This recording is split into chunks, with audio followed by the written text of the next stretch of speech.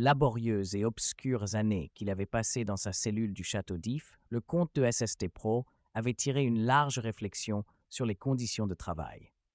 D'abord, cette cellule, toute habituelle fût-elle, l'avait rapidement oppressé, et de sa petite taille et de son éclairage peu amène. La posture assise s'était vite imposée à lui comme étant la plus pratique. Cependant, le choix de la pierre qui le recevait en guise de fauteuil fut ponctué de multiples essais afin d'en trouver une qui fût de la meilleure ergonomie possible. L'abbé, son compagnon d'infortune, l'aidait bien parfois, mais sa carrure solide lui permettait beaucoup de fantaisie auxquelles la constitution du comte, elle, ne résistait pas. Ainsi, après de multiples blessures, avait-il décrété que les murs seraient lissés et que chaque recoin d'un bâtiment serait aménagé en fonction de l'activité nécessaire par le projet à accomplir. Il déduit aussi de toutes ces mésaventures qu'un registre existerait dès la création de sa prochaine manufacture. Un registre de recueil des problèmes rencontrés, d'ordre matériel ou psychologique, accessible à tout le monde, à toute heure du jour et de la nuit. Tout au long de ses travaux, le comte consignait consciencieusement ses observations dans sa mémoire. Un jour, quand il serait enfin libéré, il produirait un document récapitulant tous ses risques. Ce document serait unique pour le bâtiment. Il serait un outil stratégique puissant pour assurer la santé et sécurité sur le lieu de travail. En attendant, le comte de SST Pro dessinait dans le sable du sol avec les outils à utiliser, en indiquant le sens comme sur un plan de travaux, journalier ou hebdomadaire. Après quelques temps de ce régime d'activité intense, le projet réussit. Cependant, il avait dû l'achever seul. En effet, sans d'autres notions de médecine que sa propre expérience, il ne put éviter la fin tragique de son compagnon de cellule dont la maladie avait eu raison. Aussi se promit-il de ne plus jamais rester isolé en besogne. Chacun connaît l'efficacité du réseau que le comte créa par la suite. Homme libre, le comte de SST Pro ne vit plus dans la tour crénelée depuis bien longtemps. Il occupe maintenant un emplacement qui gagne à être visité, sous n'importe quel prétexte. Et, moins anecdotique, il a couché sur le papier le contenu de ses pensées captives sous le nom de prévention. 9 principes ont guidé la mise en œuvre de cette réglementation garantissant l'intégrité mentale et physique du personnel.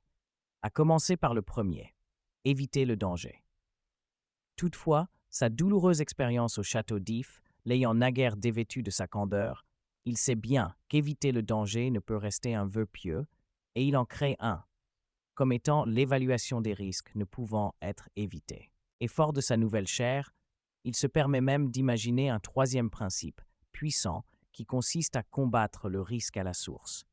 Car il sait bien que sa captivité n'avait pas été le fruit du hasard. Cette funeste manœuvre aurait d'ailleurs pu être évitée si le quatrième principe selon lequel le travail doit être adapté à l'homme existait alors. En effet, l'ensemble des acteurs replacés au cœur de l'action aurait permis de modérer une si radicale mesure.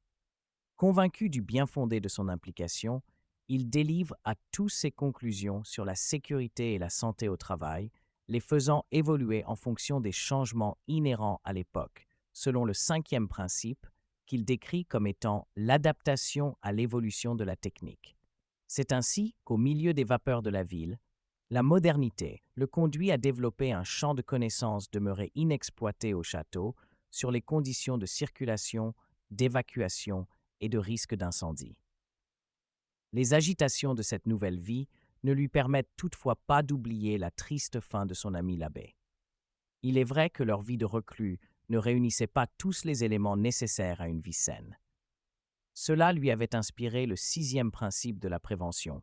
Quand il rangeait soigneusement les outils ou lissait les murs, il se répétait souvent « remplacer ce qui est dangereux par ce qui ne l'est pas ou l'est moins ». Il combattait aussi le découragement qui tentait de se frayer un passage à travers son indéfectible espoir. Il avait en effet perçu qu'il arrivait à son compagnon de baisser sa garde. Sur le moment, la fatigue, l'obscurité avaient tenu son inquiétude à l'écart. Il n'avait rien vu venir. Aujourd'hui, il se promettait de la distinguer cette ombre dans le regard et cette hésitation dans les gestes qui auguraient que le pire pouvait être de laisser seul, face à sa solitude, un ami qui ne voyait plus d'issue. Il invitait aussi ses collègues de travail à se prêter à cet exercice, enfin ceux qui le voulaient bien, ceux qui se sentaient l'âme d'une sentinelle. Il le savait aussi, le bien-être peut parfois se cacher dans les détails. Une gomme, un néon, une table et une chaise pour boire son café. Un réfrigérateur si on l'aime froid l'été et un micro-ondes pour le réchauffer l'hiver. Devenu le premier assistant de prévention de tous les siècles, le comte de SST Pro avait planifié la prévention de sa manufacture, comme le stipule le septième principe. Pour autant, ses activités ne rencontrent pas l'amplitude qu'il pensait à la hauteur des besoins de son nouvel environnement professionnel. Et ça, c'était son petit caillou dans la chaussure à lui. Il ramait. Il ramait pour trouver le moyen de procurer à ses compagnons toutes les connaissances qu'il avait eu le temps de développer dans le château d'If. Le contenu existait bien, les personnes ressources aussi. Depuis son temps de libre, il avait pu transmettre à quelques collègues une bonne partie de sa science. Toutefois, le temps et l'espace opposaient encore leur résistance à la généralisation de cette connaissance.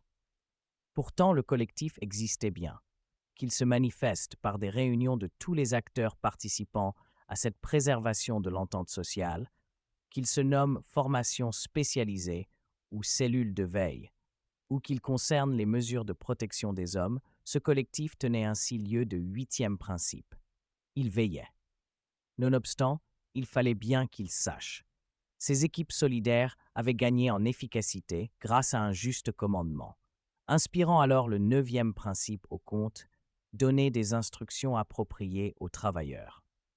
Mais tout volontaires et convaincus qu'ils étaient, certains fondements leur manquaient encore. Ils pensaient, je suis devenu assistant de prévention, alors je dois pouvoir former au moins une personne ressource et une sentinelle sur chaque site. Ils décident alors de créer la cellule de prévention en s'entourant d'autres chargés de la santé et sécurité au travail.